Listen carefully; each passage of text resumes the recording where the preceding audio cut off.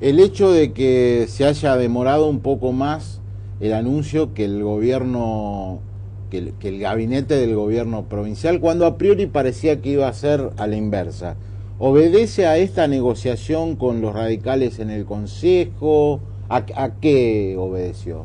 A tomarnos el tiempo de hablar con todos los sectores políticos, sociales, a buscar dentro de esta representación y de amplitud política las mejores personas, las más formadas, las más representativas, pero también con más capacidad de gestión. La verdad que fue interesante tomarnos este tiempo, menos que la presidenta, que todavía no sabemos cómo es el gabinete, y un poco más que el gobernador. En el camino hacia la selección del gabinete de los funcionarios, ha habido una confirmación en una repartición, una secretaría estratégica como es gobierno, de asegurado. ¿Qué ves en asegurado como para que continúe? Bueno, primero la Secretaría de Gobierno es una secretaría fundamentalmente política, que requiere de articulación con las fuerzas políticas del Consejo, con las fuerzas también con las distintas instituciones de la ciudad, y creo que Fernando ha crecido mucho en estos 2 años. Es un joven secretario, hace 2 años que es secretario de Gobierno, una persona joven, y que ha crecido mucho en ese aspecto. Y por el otro lado, he confirmado también a los subsecretarios, porque es un área clave que quiero profundizar, que son las áreas de control, de ordenamiento de la ciudad, de movilidad en la ciudad, y vienen con una experiencia también importante que nos va a servir para avanzar en este nuevo desafío, porque tanto la movilidad, el ordenamiento urbano, la seguridad son problemas que creo que hay que abarcar particularmente en Rosario. El déficit de la gestión Lifchit, no sé si el déficit o una cuestión que no está del todo resuelta, tiene que ver con el tránsito en la ciudad. Como el de casi todas las ciudades. Venía Miguel Lifchit, estuvo hace poquito en San Pablo en una reunión, o en Montevideo de Mercociudades. Las grandes ciudades hoy tienen, a lo mejor este problema hace 4 años era menor, el crecimiento económico, el acceso al automóvil particular, a la moto, ha generado una nueva problemática que es claramente la movilidad en la ciudad. El tránsito hoy es un problema aquí en todas las grandes ciudades. Y seguramente me toca a mí mucho más de lo que le tocó a Miguel hace unos años atrás, porque ha aumentado el parque automotor y es un problema que hoy vivimos con claridad, no solo en el microcentro, sino en muchos centros barriales, comerciales también. Así que me parece que sí es un desafío del nuevo tiempo, y por eso me alegra mucho que el Consejo haya aprobado la posibilidad de comenzar con carriles exclusivos en el microcentro o en el macrocentro. Me parece importante si podemos avanzar con playas subterráneas, que el gobernador electo de Santa Fe está por plantear el carné por puntos para este próximo año. Todo hay una serie de medidas que creo que son necesarias para abarcar esta problemática.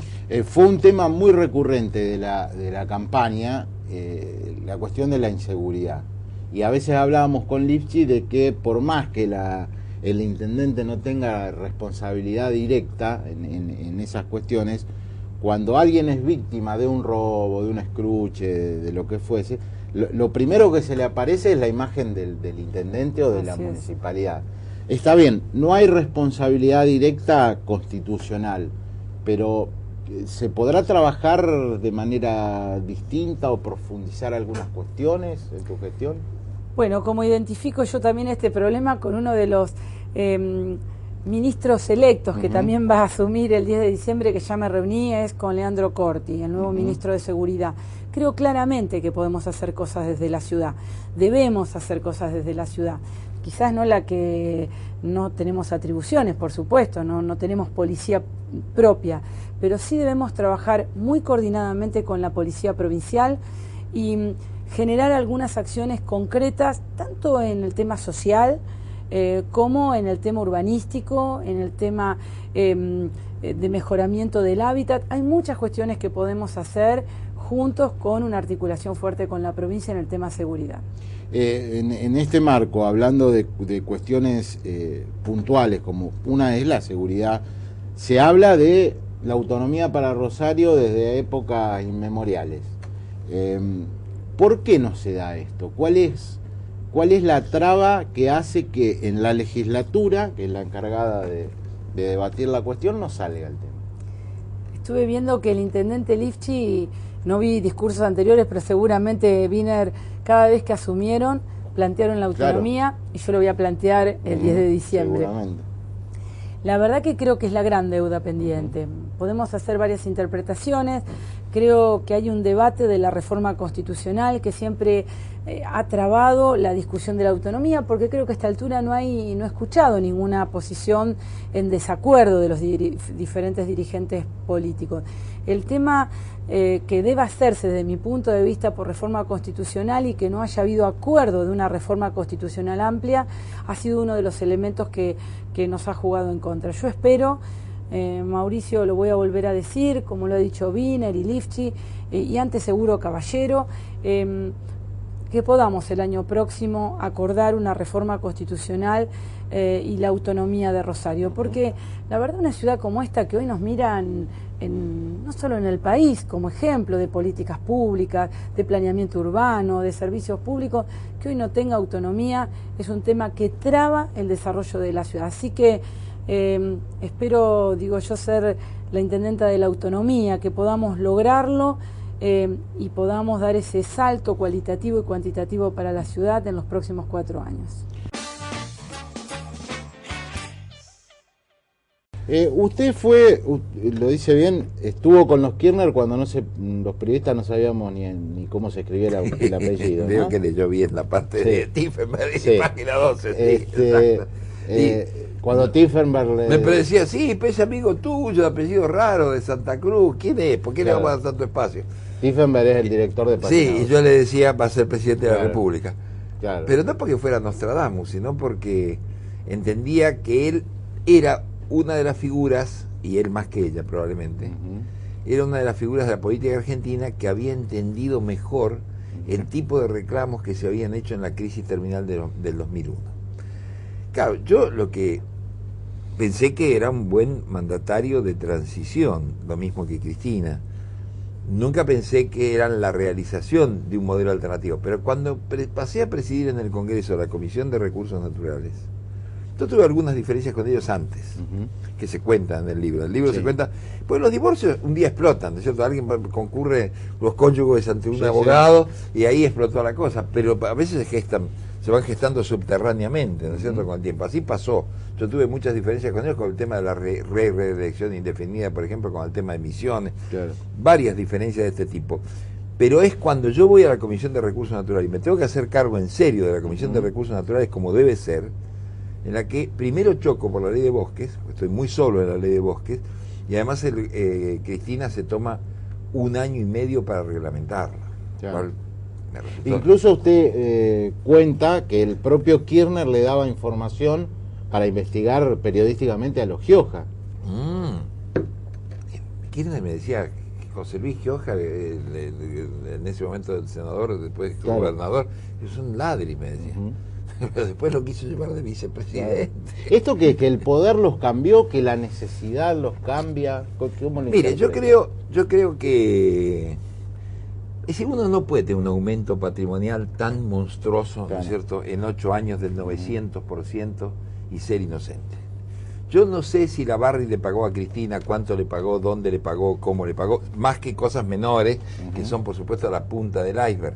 Es decir, pusieron $50.000 para el auspicio, ¿no es cierto?, en el Council of the Americas, en los banquetes, esto se vio con Peter Munk en varias oportunidades, pero lo que sí puedo juzgar es lo que dolosamente le entregaron. Entonces puedo suponer, bueno, de Gioja estoy absolutamente seguro, sin ningún lugar a dudas, de su vínculo con la Barry, porque además César Ambrosio Gioja, el hermano, tiene una empresa llamada Ventanita Santa Gema, Sociedad Anónima, en la que declaró en su página web que orgullosamente declaraban ser proveedores de la Barry. No, yo creo que hay ahí, yo no sé si es que se piensa que es un dinero para hacer política y luego se confunde con lo personal, como decía un viejo político muy inteligente, que podría haber sido de la Cámpora porque era pariente del doctor Cámpora, y decía, lo que pasa es que se empieza robando para la corona y después los billetes se mezclan en la billetera, en la oscuridad de la billetera, y uno ya no sabe muy bien qué es para la corona y qué es para uno mismo. Yo creo que desgraciadamente se patrocinó una serie de procedimientos ilegales.